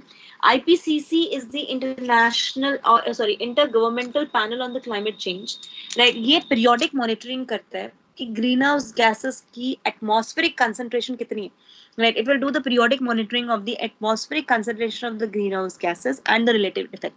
उससे रिलेटेड क्या क्या इफेक्ट्स होंगे, राइट, क्या क्या हमें यहाँ तक एटमॉस्फेरिक कंसंट्रेशन की प्रॉपर मॉनिटरिंग करनी है, राइट, ये सब कुछ मैनेज करता है, राइट। और उसी के बेसिस पे डिफाइन करता है कि हमारे पास ये शो होता है कि it will have this particular effect by which we can observe कि कितना हमारे पास ग्लोबल वार्मिंग और होने के चांसेस है कमिंग नंबर ऑफ इयर्स में। Now next one, ozone layer. Ozone की जब हम बांटते हैं बेटा, तो हम कहते हैं ozone is of the two type, one is a bad ozone and other is a too good ozone. तो जैसे हम कहते हैं coin has two faces, similarly ozone also play the two roles. नहीं, बैड ओजोन हमारे पास troposphere में मिलता है, जहां पर वो सेकेंडरी पोल्यूटेंट की तरह वर्क करता है, right, and causing the main damage. जैसे अभी हमने देखा कि ओजोन हमारे पास मेन डैमेज कॉज कर रहा है स्मॉग के कंपोनेंट बनके, सेम उस तरीके से ये हमारे पास ट्रोपोस्फेयर प्रेजेंट होकर सेकेंडरी पोल्यूटेंट ह्यूमन ग्रोथ को डिमिनिश करते हैं। At the same time stratosphere के अंदर it work as a good ozone, and good ozone की तरह it act as a shield, एक शील्ड की तरह काम करता है और यूवी रेडिएशंस को एब्जॉर्ब करते हैं, right. It just work as a shield and absorb the UV radiations को प्रॉपर्ली एब्जॉर्ब करते हैं, राइट। फिर हम कहते हैं उसी के साथ साथ, राइट, आपका दोनों तरीके से मेन रोल प्ले कर रहे हैं। जहां पर यूवी रेस को एंट्रैप करने की वजह से यूवी रेस को एंट्रैप नहीं करने देता, विच आर वेरी गुड, क्योंकि UV rays are highly injurious to the human health, right. क्यों ह्यूमन हेल्थ के लिए इंजूरियस है? क्योंकि UV rays DNA and protein सबसे पहले डीनेचर करती है। Now why they denature DNA and protein specifically? Any reason? Quickly guys, any reason why they denature DNA and protein specifically, not the carbs, not the lipids, specifically DNA and protein? Mutation, ठीक है, mutation अलग बात हो गई, mutation का अलग effect हो गया, डीएनए और प्रोटीन ही क्यों? अच्छा, अब अगर बायोमोलिक्यूल में याद हो तो जब आप बायोमोलिक्यूल क्या अभी आपने ईटीबीआर पढ़ा होगा, जेल इलेक्ट्रोफोरेसिस में, जब जेल इलेक्ट्रोफोरेसिस करते हो डीएनए को जब देखना होता है तो उसमें यूवी रेडिएशंस के अंदर उन्हें ऑब्जर्व करते हो, तो ईटीबीआर डालते हो, इथेरियम ब्रोमाइड डालते हो, ताकि यूवी विजुअलाइजेशन हो सके डीएनए बैंड्स की। एम आई राइट? यही होता है, राइट। अगर मुझे बैंड्स का विजुअलाइजेशन करना है तो इथेरियम ब्रोमाइड क्यों डालते हैं? क्योंकि ethidium bromide can be visualised in the ultraviolet radiations because we can not see that. तो जब हम जेल यूवी जेल डॉक में उसे डालते हैं तो हमें दिख जाता है। क्यों? DNA can be visualized while DNA absorb 260 nanometer wavelength and protein absorb 280 nanometer wavelength. DNA absorb ही 260 को करता है, जैसे क्लोरोफिल A700 को करता है, वैसे DNA absorb करता है 260 को। और जो हमारे पास DNA के अलावा सेकंड पार्ट है, that is being the one called proteins, protein करते हैं 260 to 280 की रेंज में, जहाँ 280 वाले एरोमेटिक वाले करते हैं मेनली, राइट। तो ये हमारे पास होता है, इसी वजह से ये तो मेनली एब्जॉर्ब ही उसी वेवलेंथ को कर रहे हैं, तो they are very better to absorb the UV radiation, और यूवी रेडिएशन को एब्जॉर्ब करके it will cause a damage to them, इनके स्ट्रक्चर डीएनए, इसीलिए तो सिंगल स्ट्रैंड हो जाता है इलेक्ट्रोफोरेसिस के एंड पे। तो वो सिंगल स्ट्रैंड करना डीएनए को, हाइड्रोजन बॉन्डिंग को ब्रेक करना, डीएनए के स्ट्रैंड्स को ब्रेक करना, राइट, सिमिलरली प्रोटीन्स को ब्रेक करना, that's being the main task of the UV radiation. इसी वजह से हम कहते हैं कि ज्यादा से ज्यादा यूवी एंट्रैपमेंट अर्थ सरफेस पे नहीं होनी चाहिए, राइट। समझ आया सबको point? Along with this guys, UV rays are also going to cause the mutation. अच्छा, अगर याद हो सबको तो UV rays causes thymidine dimerization, right. Thymidine dimerisation हम करते थे, right. That is being the one कि थाइमिडीन एक दूसरे के साथ जुड़ गया, थाइमिडीन अवेलेबल ही नहीं है, तो डीएनए रेप्लिकेशन में हमारे पास यूज होगा, right. So that is the part called thymidine dimerisation. Ozone की थिकनेस को कितनी है हमारे पास, ओजोन लेयर की थिकनेस, उसको हम डॉप्सन यूनिट में कैलकुलेट करते हैं, राइट। और ओजोन की फॉर्मेशन कैसे होती है? अब देखो, ओजोन अभी हमने कहा कि it is being form because of the molecular oxygen, जिसमें उसकी फॉर्मेशन यूवी रेज ही कराते हैं। कैसे? राइट, हमने कहा यूवी रेज का एक्शन होता है मॉलिक्यूलर ऑक्सीजन में, एंड ऑल्सो स्ट्रेटोस्फेयर में उसका डिग्रेडेशन भी यूवी रेज कराते हैं। तो एक प्रोसेस चल रहे हैं, दो जो साइमल्टेनियसली चल रहे हैं, एक एसोसिएशन, एक डिसोसिएशन। एसोसिएशन का मतलब जहां O2 से आपने नेसेंट ऑक्सीजन को क्लब करा के O3 बना दिया, जहां O3 को आपने ब्रेक करके डिसोसिएशन कर दिया। अगर ये एसोसिएशन डिसोसिएशन की रेशियो 1 के इक्वल है, if it is equal to 1, right, then right हम क्या कहेंगे यहाँ पर, just wait for the 1, right, कि हमारे पास ठीक है ओजोन लेयर प्रॉपर है, हमारे पास एसोसिएशन डिसोसिएशन इक्वल टू 1 है, तो यहाँ कोई डैमेज के चांसेस नहीं, प्रॉपर चलेगा। लेकिन अगर जहां पर आपने राइट डिसोसिएशन का अमाउंट ज्यादा कर दिया एसोसिएशन की बजाय, राइट, जहां हम कहेंगे एसोसिएशन ज्यादा हो गया, एसोसिएशन नहीं है, right, so that's being the one, more damage हो रहा है, इसकी वजह से एक ओजोन होल की क्रिएशन हो रही है, right. So on that basis हमने कहा ये बैलेंस बना के रखना सबसे मेन है, राइट। किसके अंदर हमने कहा the balance has been disturbed, right. Balance basically disturb किसकी वजह से होता है, Right, that has been disturbed because of the CFC compounds, chlorofluorocarbon. And CFC compounds are being the what, ये क्या करते हैं basically, अब ध्यान से देखना है, UV rays वापस से स्ट्रेटोस्फीयर में इसके ऊपर एक्ट करती हैं CFC के ऊपर, right, that's being the CFCl3. जब UV rays ने अटैक किया तो CFCl2 फ्री रेडिकल और Cl फ्री रेडिकल बन गए. अब ये जो Cl फ्री रेडिकल बने ना, ये बार बार नए नए रेडिकल Cl के बनाएगा, right. So on that account हमने कहा CFCl2 free radical, right, is going to be attack over by UV forming the CFCl U radical and Cl radical. फिर Cl ने वापस रैक किया HLO O and O2, नहीं तो हमारे पास ClO and O2 आ गया हमारे पास, और फिर ClO ने फिर O3 इसी के साथ करके 2 molecules of O2 की formation कर दी, right. So this mechanism is called as a complete, right, जो हमने define किया, जहां पर हमने कहा फ्री रेडिकल मैकेनिज्म की how Cl free radical is going to damage the earth in a single snap of the finger, right. कि इतनी जल्दी हमारे पास हो रहा है कि फ्री रेडिकल मैकेनिज्म तो वैसे इतना जल्दी फास्ट होता है, राइट. कि this is being the one which is defined, right. समझ आया यहां तक का पॉइंट? CFC का मीनिंग क्लियर हुआ, राइट. तो ये मेन हमारे पास CFC इसी वजह से पता क्या है, ODS, ozone depleting substance.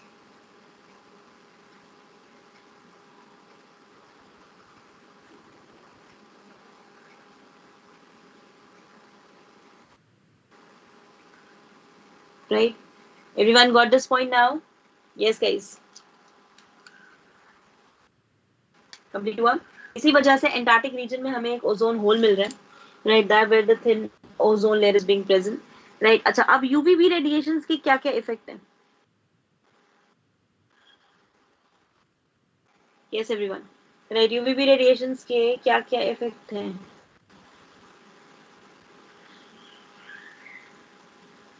Because UVB हमारे पास क्या कर रहा है, कॉज द डैमेज ना, डीएनए को डैमेज कर रहा है, म्यूटेशन को कॉज कर रहा है, स्नो ब्लाइंडनेस को कॉज कर रहा है, right, that is inflammation, right. Snow blindness को कॉज कर रहा है, स्किन कैंसर कॉज कर रहा है, स्किन सेल्स कॉज कर रहा है, यूवी रेडिएशंस को खुद बाहर, basically UVB radiations are very very higher, right. So that the complete हमारे पास जो है प्रोसेस, राइट, जहाँ पर हम कहते हैं यूवीबी जो है हमारे पास DNA damage, mutation, cause the ageing of the skin, skin treatment, skin permanent, right. And that's being the one जो हमारे पास यहाँ कॉज करने type of the skin cancer, right. And very damage skin cells and skin damage, various type of skin cancer cause करना human eye के अंदर हमारे पास, मेन डैमेज हो जाना, परमानेंट डैमेज हो, डैमेज कॉज करना, स्नो ब्लाइंडनेस कॉज करना, एंड सीजन एक्सपोजर में to permanently damage the cornea,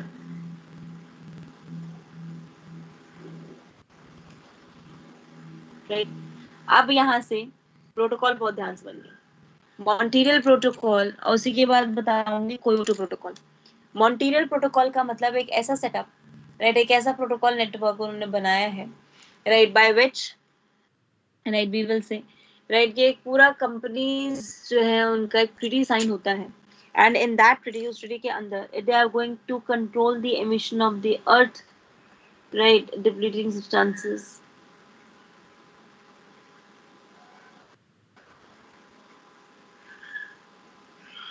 right.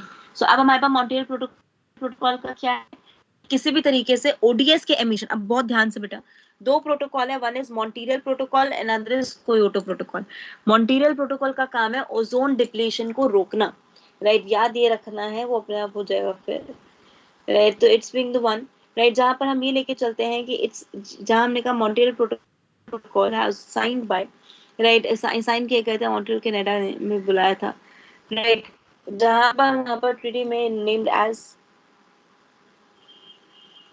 right, effective in 1938. Yes, and we will say in this conditions for the developed and developing country reduce the emission of the,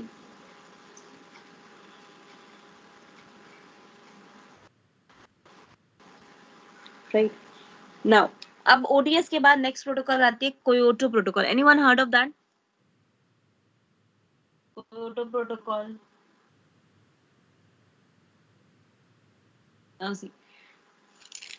हमने कहा Montreal protocol ODS का release नहीं होने देगा, Kyoto protocol और climatic changes को monitor करेगा, right? तो Kyoto Protocol monitor the odd climatic changes and distribute the works to the different हमारे पास areas में उसको distribute कर देगा so as to let the work complete.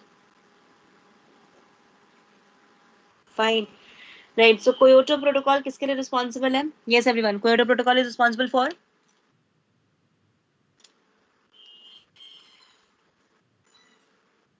Montreal Protocol, जहाँ हमारे पास responsible है in order to control the emission of the ODS.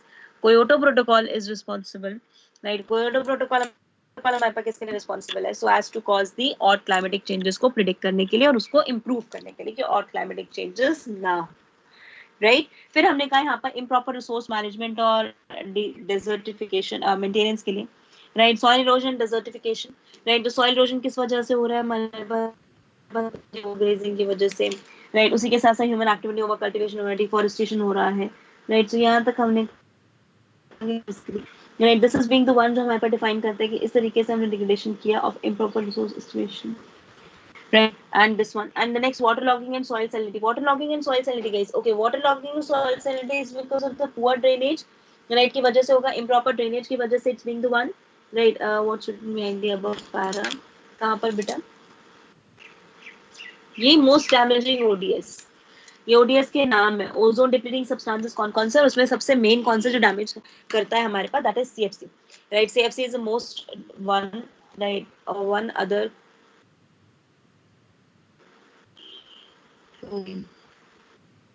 हाँ one active chlorine Cl free radical.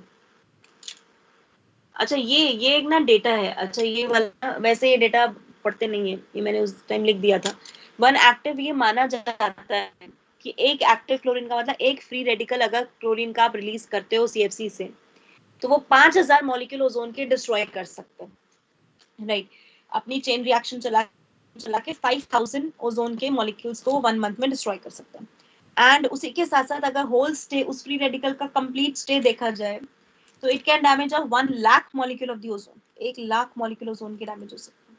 Right तो एक रफ डेटा है जो मैंने दिया था. राइट के ओजोन से इतने होते हैं लेकिन तब जब पोल्यूशन का लेवल कम था.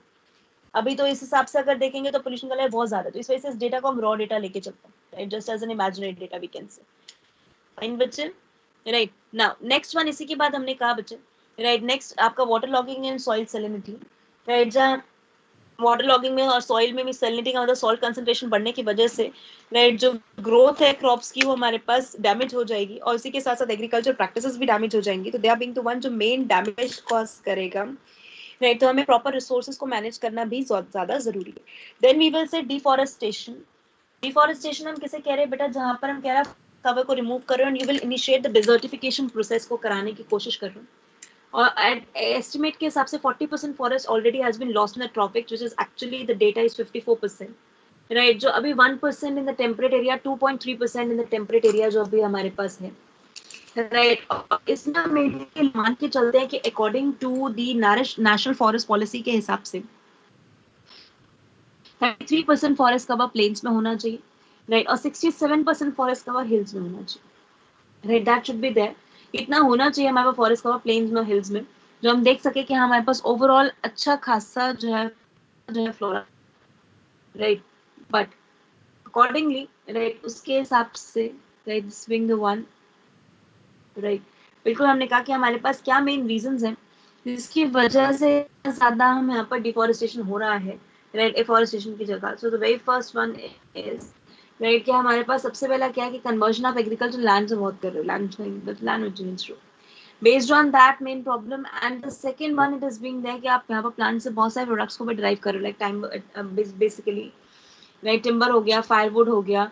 राइट उसी के साथ साथ आपका यहाँ पर they all are being the one जो हमारे पास किसकी वजह से है. राइट जो एग्जैक्टली राइट सो हमने कहा एग्रीकल्चर लैंड में हमने कन्वर्ट फॉरेस्ट को और ये सब के यूसेस में हमने ले लिया. उसी के बाद स्लैश एंड बर्न एग्रीकल्चर. अच्छा किसी को idea slash and burn agriculture में क्या करते थे लोग? राइट 8 में पढ़ा हुआ है. फार्मर्स करते थे. हाँ हमने इसमें क्या कहा? एग्रीकल्चर करते हैं. राइट इन्होंने क्या कहा कि इसमें स्लैश एंड बर्न के अंदर फार्मर्स ने कट डाउन के ट्रीज ऑफ द फॉरेस्ट जहां पर है उसी में. राइट और बर्न कर they plant them in the grazing. right, so that they can complete track over the path, right. So this is being the one जहाँ पर उन्होंने कहा कि जो बर्न है प्लांट रिमेन की, जो ऐश है उसे फर्टिलाइजर की तरह यूज कर लिया और लैंड को ईयर टू ईयर फर्टिलाइज, और उसी के साथ साथ आपका यहाँ पर राइट कैटल ग्रेजिंग के लिए यूज करते हैं, राइट ना। अब मेन कंसिक्वेंस क्या? अच्छा, अगर डिफॉरेस्टेशन ज्यादा से ज्यादा हो रहा है तो हमने कहा मेन कंसिक्वेंस क्या है हमारे पास कि कार्बन डाइऑक्साइड का कंटेंट हमारे पास क्या हो रहा है, एनहांस हो रहा है, राइट। उसी के साथ बायोडाइवर्सिटी का लॉस भी हो रहा है क्योंकि हैबिटेट डिस्ट्रक्शन हो रहा है हमारे पास, hydrological भी डिस्टर्ब हो रही है, तो they are being the main causes which will result in this and the main effects which we will observe from it. फिर हमने कहा रिफॉरेस्टेशन करना पड़ेगा, और रिफॉरेस्टेशन करने के लिए इट्स बीइंग द वन कि जहां पर आपने डिफाइन किया कि 10 ज्यादा प्लांट्स को ग्रो करेंगे, और ये एक केस स्टडी है अमृता देवी केस स्टडी। क्या केस स्टडी है जरा कौन बताएगा मुझे? Amrita Devi case study, yes guys, Bishnoi case study भी कहते हैं इसको।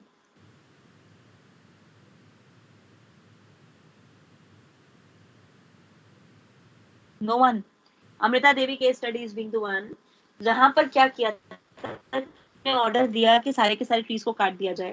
देन उसके बाद उन्होंने क्या किया, the tree mattered much more to her than her own life, sadly the king man did not heed to her plea and cut down the tree along with Amrita Devi, right. तो उसी के साथ अमृता देवी के साथ कर दिया था, पूरा कट कर दिया था। बाद में right her 3 daughters and 100 of other fishermen followed her and lost their lives saving the tree, right. That was a historic moment, right, जो बेसिकली था कि बहुत सारे लोगों को भी ट्रीज के साथ काट दिया गया था क्योंकि king was able to build his palace at that particular place, right. So इस वजह से वो किया गया एक्ट, और यहाँ पर ये हमारे पास आया। उसके बाद गवर्नमेंट ऑफ इंडिया ने इंस्टीट्यूट कर दिया Amrita Devi Bishnoi wildlife protection award उन इंडिविजुअल और रूरल एरियाज के जिन्होंने एक indigenous extra courage, right, behaviour and dedication दिखाई कि वाइल्ड लाइफ को प्रिजर्व करने में स्किल दी ऑल, राइट। तो ये हमारे पास हुआ। फिर उसके बाद से पहले एक इवेंट हो चुका है Chipko event, Chipko moment, right, जो हुआ था गढ़वाल हिमालय में, राइट, जहाँ पर लोकल वुमेन ने start showing the bravery by for protecting the tree and hugging themselves, right. और फिर वहां पर वो चिपको मोमेंट हुआ। और next one is joint forest management, JFM programme. Joint forest management एक ऐसा प्रोग्राम है जहाँ गवर्नमेंट कहती है कि you will do the conservation, we will pay for you, पे फॉर इट, राइट। है, फ्रूट्स है, सब आपकी, राइट, ये आपका पे हो, राइट। तो उसने कहा local communities protect me, right, communities जो आ रहे हैं कंसर्व वो protecting and managing of the forest in order to return for the services, right, they get benefited, right, ये basically हमें होगा benefit, but being the one जो convention है, let's see how it will work on, right। समझ आया यहाँ तक का point? Everyone understood? तो reforestation, deforestation clear, Kyoto protocol, Montreal protocol clear। अच्छा पैकेज है सबके पास? क्योटो प्रोटोकॉल समझा दीजिए। Kyoto protocol, Kyoto Protocol is the one जो climate change mitigations को चेक करने। Kyoto Protocol एक्चुअली क्या होता है ना, कॉन्फ्रेंस ऑफ पार्टीज स्टार्ट हुई, COP3 से Kyoto Protocol स्टार्ट हुआ। कॉन्फ्रेंस ऑफ पार्टीज का मतलब number of countries were being called in, और एक पूरी कॉन्फ्रेंस सेटअप होती है मेन कंट्रीज के बीच में, जहां पर every country will take an oath कि हाँ हम ठीक है एक प्लेज लेते हैं कि we will are going to have the कि हम यहाँ पर पोल्यूशन के लेवल को इतने से इतना डिक्रीज कर देंगे up to this particular year. 10 साल के ईयर का टाइम दिया जाता है और फिर वो बेसिकली यहाँ पर देखा जाता है कि कितना चेंज हो रहा है और बीच में जिस जिसको प्रॉब्लम आ रही है वो सॉल्व की जाती है अकॉर्डिंगली। यहाँ पर क्योटो प्रोटोकॉल जो COP3 से स्टार्ट हुआ था ना, you will be amazed to know कि COP21 तक हम आ चुके हैं, राइट। इतने हर साल होता है ये, हर साल दिसंबर में होता है, right. It's going to be there, इस ईयर का नहीं पता लेकिन हर साल दिसंबर में होता है, इट्स बीइंग देयर, राइट। 2020 में भी हुआ था अभी, राइट। सो ये जितने लिस्ट एक पीछे दे रखी है क्लास में देखना, लेवल 2 में एक लिस्ट दे रखी है क्योटो प्रोटोकॉल की, राइट। अभी मेरे पास पैकेज नहीं है, किसी के पास है तो जरा एक बार फोटो भेजो उसकी, क्लिक करके टेलीग्राम पे। लास्ट में लेवल 2 पे, राइट, लास्ट में एक पेज है, एक लेफ्ट हैंड साइड पे तो डेज का दे रखा है, नीचे बहुत छोटा सा, वो नहीं, राइट हैंड साइड पे एक पेज दे रखा है, इस पेज में पूरा का पूरा डिस्क्रिप्शन है प्रोटोकॉल्स का, कॉप का। सेंड इट टू मी, फटाफट भेजो टेलीग्राम पे एक फोटो क्लिक करके।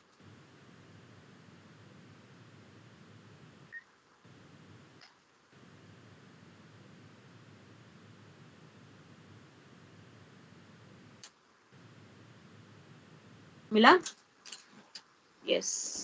Yeah, fine. Yeah, thank you, Jasmine. Now see over here. अब इसमें से आपको याद क्या करना है, ये क्लाइमेट चेंज के सारे याद नहीं करने, right. Don't waste time in learning all of them. Main चीज क्वेश्चन में जहां आ जाए climate mitigation, climate change mitigation, answer Kyoto protocol, right. तो सेकंड देखो पॉइंट, फर्स्ट करने की जरूरत नहीं है, सेकंड राइट। अर्थ समिट आप पढ़ चुके हो, अर्थ समिट में ही ये यूएनसीडी का कंसेप्ट है राइट। अर्थ समिट को नाम दिया, अर्थ समिट याद है ना, बायोडाइवर्सिटी कंजर्वेशन हमने पढ़ा है राइट। फिर क्योटो प्रोटोकॉल के अंदर COP3 राइट जो किया गया। फिर मॉन्ट्रियल प्रोटोकॉल राइट, कहाँ हुआ, कौन से ईयर में हुआ और क्या ऑब्जेक्टिव है, यही 3 चीजें याद करनी है। फिर उसी के बाद कॉप वाले पैरा पे और 5th वाले पे, ये कॉप गिवन है 15 से लेके 24 तक राइट। 21 वाली अभी पेरिस में हुई थी जिसमें इंडिया ने पार्टिसिपेट किया था, अभी इंडिया ने लास्ट वाले में तो पार्टिसिपेट नहीं किया राइट। उसके बाद कॉप 15 से लेके कॉप 24 तक है, जिसमें से 2012 के कॉप का प्लेस आ चुका है नीट में और एनसीईआरटी में कहीं नहीं दे रखा राइट। फिर उसी से 2 साल बाद कॉप 15 वाले का 2015 में कॉप 21 का भी केस आ चुका है पेरिस और फ्रांस राइट, कहाँ हुआ था। तो ये इसीलिए छोटे छोटे हैं जो बेटा ध्यान रखने हैं, तो make it remember from 2012 only, इससे ज्यादा पीछे जाने की जरूरत नहीं है। वही वाले कॉप के आपको numbers right, and along with that fine that are being given. अब उसी के 25 2019 में मैड्रिड में हुई और कॉप 26 जो अभी 2020 नवंबर में यूके में प्लान्ड है राइट। अब वो कब होगी ये नहीं पता। उसी के बाद दोहा अमेंडमेंट जो कॉप 18 है आपका, वो दोहा अमेंडमेंट दे रखा है राइट। एंड उसी में ही आपका सीएमपी। अब ये दोहा अमेंडमेंट की डिटेलिंग कुछ नहीं करनी, बस इतना ध्यान रखना कि कॉप हुआ कब था, दैट्स इट, कुछ याद नहीं करने की जरूरत है उसके बाद राइट। सीएमपी एंड सीएमए क्या है यहाँ पर? सीएमपी का मतलब होता है एक सुप्रीम बॉडी बना दी गई राइट, कि ये सुप्रीम बॉडी ये देख के क्योटो प्रोटोकॉल को इम्प्लीमेंट करना है, क्या कैसे प्रमोट करना है उसका इम्प्लीमेंटेशन, वो देखेगा। तो एक CMP is just name of the body right, name of the set of the people जिन्होंने एक मिला के एक टीम बनाई है राइट, उसे आपने सीएमपी का नाम दिया। CMA means conference of parties, जो सुप्रीम करेगी कन्वेंशन को shall serve as the meeting of the parties at the Paris agreement right. तो वो हमारे पास है सीएम। मेनली बस आपको इतना ध्यान रखना है, क्योटो प्रोटोकॉल, मॉन्ट्रियल प्रोटोकॉल और कॉप्स, दैट्स इट राइट। उसके अलावा एक सरप्राइजिंग क्वेश्चन बेटा नीट में जरूर आता है हर साल, कोई ना कोई क्वेश्चन में डायरेक्टली आपका यहाँ पर है। तो कॉप का कभी कोई ईयर पूछ लेता है, कभी कोई पूछ लेता है डेंगू, नेशनल डेंगू डे कौन सा होता है। ये तो ये जितने भी आप याद कर लो, less than more than enough तो कभी मैं कहूंगी है ही नहीं राइट। तो इतना ज्यादा याद करना, इतना ज्यादा ढूंढने से बेटर है कि जो कंसेप्ट की नॉलेज है वो ज्यादा अच्छे से कंप्लीट करो राइट। समझ आया point right. This is where we end up the chapter and this is where we end up the botany syllabus as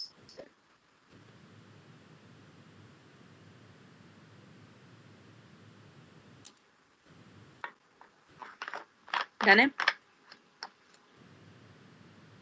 okay हाँ जी गाइस, एक्सक्यूज मी मैम। हाँ जी बेटा। मैम कॉप की जो एक्सप्लेनेशन हुई है वो भी करनी है? नहीं करनी, सिर्फ कॉप में किस जगह पे वो कॉप हुआ है, दैट्स इट।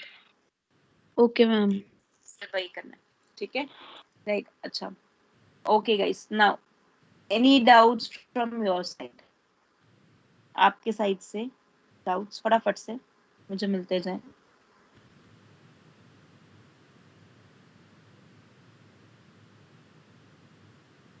फिर उसके बाद एक वर्बल क्विज स्टार्ट करें क्वेश्चंस का राइट, क्योंकि अभी टाइम कम होने की वजह से वो तो मैं नॉर्मल आपका क्विज स्टार्ट नहीं करूंगी। हाँ, और एक चीज और, जो मैंने आपको कहा था ना बीच में 4 नवंबर वाली क्लास कैंसिल हुई थी, तो वो हम कल करेंगे थर्सडे में राइट। तो इट्स बीइंग द वन कि क्योंकि कोर्स आपका आज कंप्लीट हो ही गया, तो अभी फिजिक्स का रहता है कोर्स या हो गया? फिजिक्स केमिस्ट्री रहता है मैम। रहता है मैम।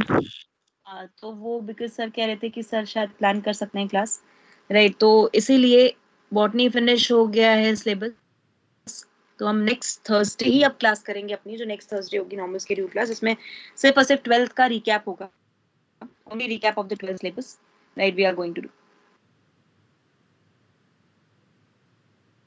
यस कुछ आगे स्ट्रेप्टोकाइनेज ओनली, बिल्कुल वही स्ट्रेप्टोकाइनेज की बात कर रहे हैं उसके अंदर राइट। अच्छा मेरे को ना, हाँ एक बार जितने भी टॉपिक्स में डाउट्स है ना वो टेलीग्राम पे अभी भेजो जरा, क्योंकि मेरा स्पीकर भी चल नहीं रहा, मुझे आपकी वॉइस ना क्लियर नहीं आ रही थी। लिंक तक समझ आया लेकिन बाकी का नहीं क्लियर, तो इसीलिए एक बार मुझे अभी इस पे भेजो जो 2-3 पॉइंट्स हैं वो तो मैं अभी डिस्कस करूंगी।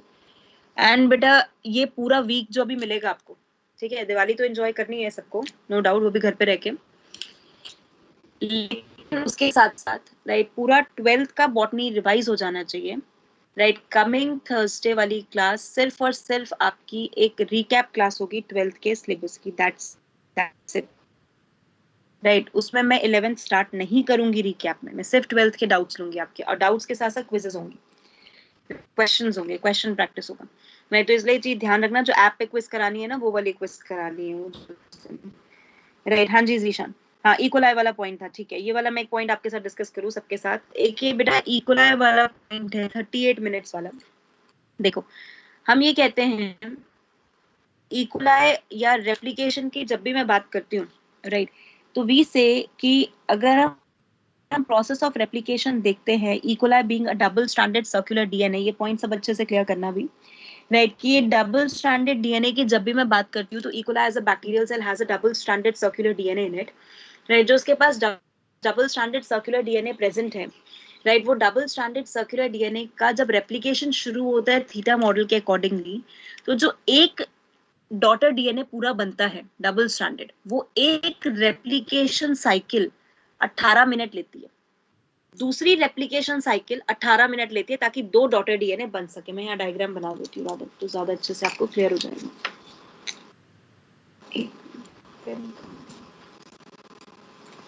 राइट, तो एक रेप्लिकेशन साइकिल और दूसरा रेप्लिकेशन साइकिल मींस अगर ये मेरे पास डीएनए है, ये मैंने रेप्लिकेशन किया, तो इस एक कंप्लीट डॉटर डीएनए को बनने में द टाइम इज 18 मिनट, इस डॉटर डीएनए को बनने में the time is 18 minute, fine, right, तो total time taken is 36 minute plus complete plus 2 minutes, sorry, plus 2 minute for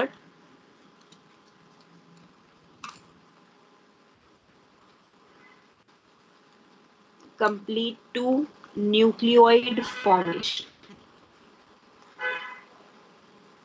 तो टाइम लगा कितना टोटल 38 मिनट, ये ओवरऑल टाइम, राइट। सो जीशान देखो लाइन इसमें पढ़ना हर एक, everyone, 2 photos are being here, right, any mistake during replication, ऊपर वाला भी मैं पढ़ रही हूँ, during replication would result in mutation, the whole genome of E. coli having this is replicated within 38 minutes, ठीक है, दोनों डॉटर सेल जो आपके बन गए उसकी बात कर रहे हैं, फाइन। उसी के नीचे, राइट,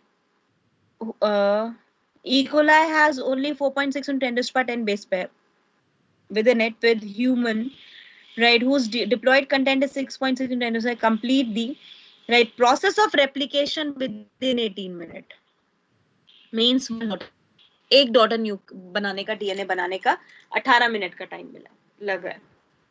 अब समझ आया पॉइंट, राइट, ठीक है। ये एनसीईआरटी ने थोड़ा सा कंफ्यूजिंग लिखा हुआ है बेटा, राइट, तो इसीलिए ज्यादा कंफ्यूज मत होना, बस इतना ध्यान रखना जो मैंने बताया, क्वेश्चन अपने आप हो जाएंगे आराम से, right. Yes jasmine, right, which of the following organisms are not given any place in ecological pyramid? Yes guys, tell me the answer to this question, right, which of the following organisms are not given any place in ecological pyramid? ecological pyramid में किसको जगह नहीं दी गई है, which have been given any place, right, working at several trophic level, decomposers, parasites and more than one, correct।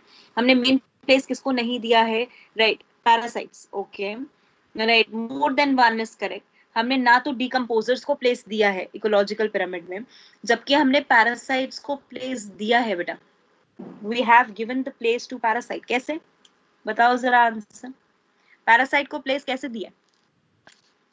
Forest ecosystem याद है, forest ecosystem में parasitism वाला पढ़ा था हमने, inverted pyramid of number, right.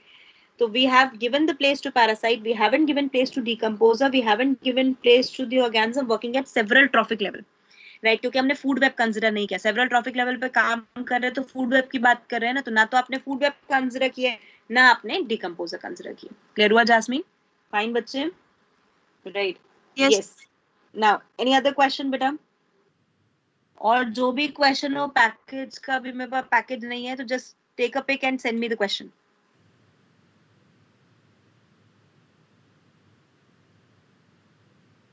Okay, then let's have a quiz. फटाफट से quiz करते हैं इतने टाइम में, जिसके जो जो क्वेश्चंस हो वो आते चले जाए, या टॉपिक हो तो मुझे पता चलता चला जाए.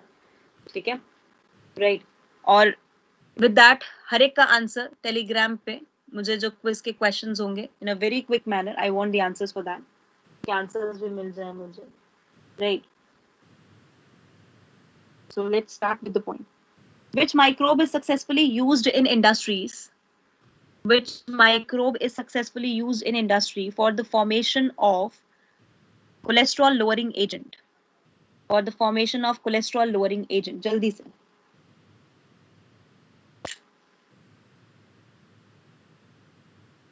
No, Rana. Very good, Dhananjay. Monascus purpuris, cholesterol lowering agent, that is the statins, right? We use the Monascus purpuris. Bilkul, Monascus purpuris, right? Right. Which plant breed serve as a good example of allopolyploidy? Which plant breed serve as a good example of allopolyploidy? Quickly, one word answer चाहिए मुझे.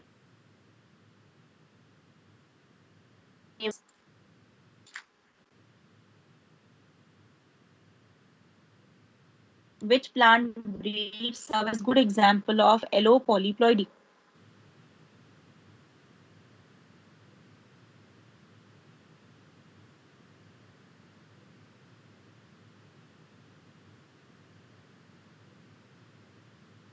इतना time allopolyploidy का answer नहीं मिल पा रहा मुझे. Very good, Rajul. Triticale, yes, triticale. Right, triticale is being the one which is formed because of the allopolyploidy. Allopolyploidy से बनते हैं, right? Type of tissue culture technique to prevent embryo abortion in orchids. Type of tissue culture technique to prevent embryo abortion in orchids.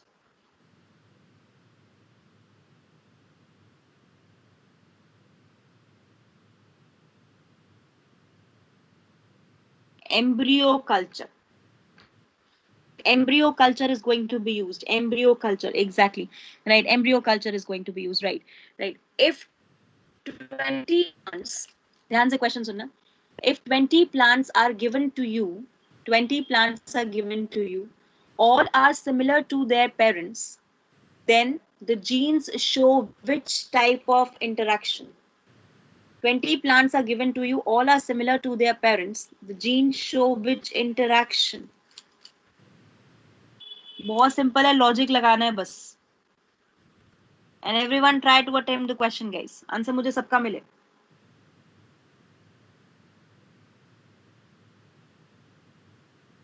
"20 plants are given to you, all similar to their plants, all show similarity with their plants." Right? What type of gene interaction do they follow?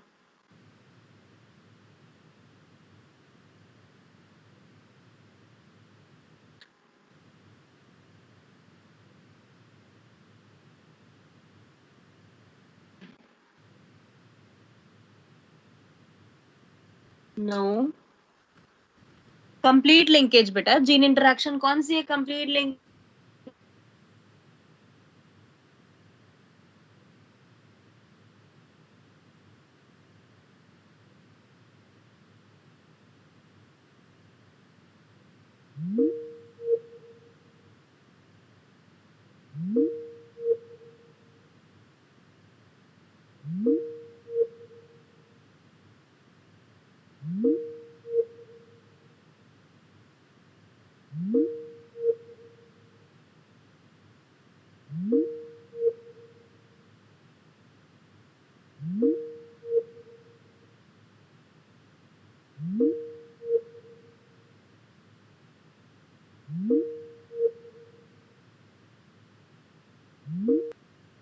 Sporophytic budding. अच्छा, sporophytic budding बता दो. चलो, sporophytic budding क्या होता है?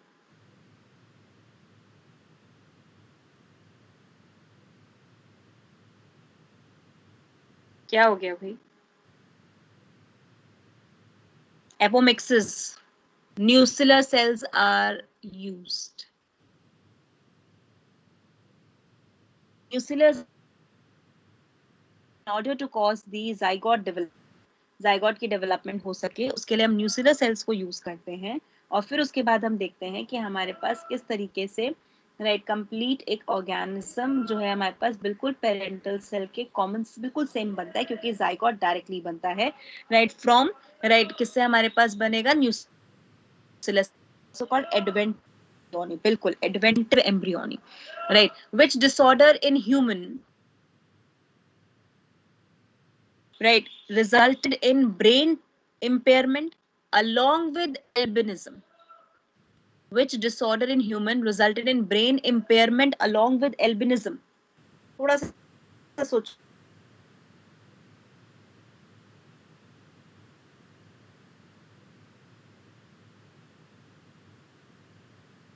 along with albinism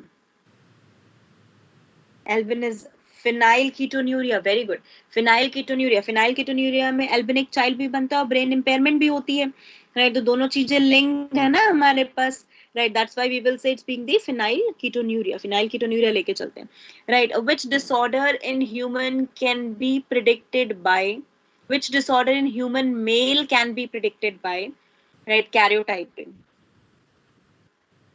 mail can be predicted by karyotyping. जल्दी, ये easy है, मुझे आंसर मिलना चाहिए इसका सबसे.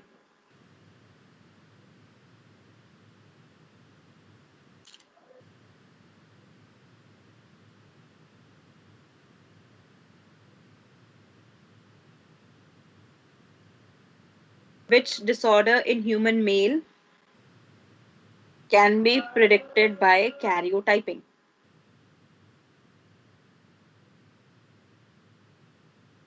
कैसे देखोगे बेटा हाइपरट्राइकोसिस को?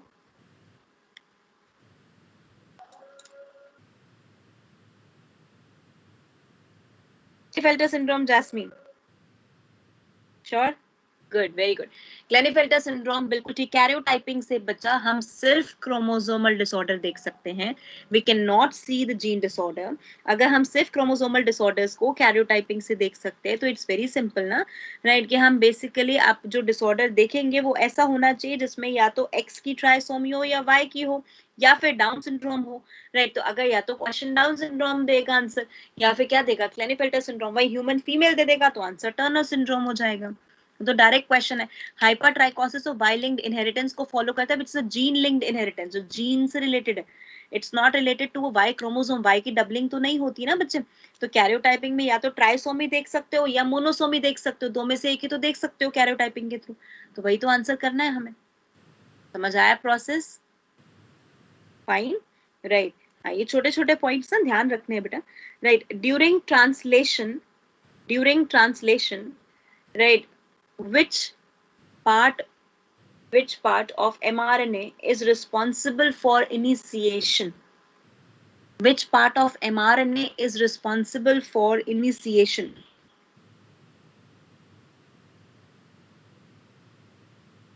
This is again a simple question. क्या मयंक? तू क्या? Which part of mRNA is responsible for initiation? कौन सा पार्ट इनिशिएशन के लिए रिस्पॉन्सिबल है mRNA का? 5 प्राइम यूटीआर. 5 प्राइम यूटीआर ही तो है जो राइबोसोम से अटैचमेंट कराता है. तो आंसर क्या होगा हमारे पास? 5 prime UTR. Simple one right. So हमने कहा 5 prime UTR is being the one which is responsible for this right. 5 prime untranslated region जहां से स्मॉलर सब यूनिट को बाइंड कराते हैं राइट.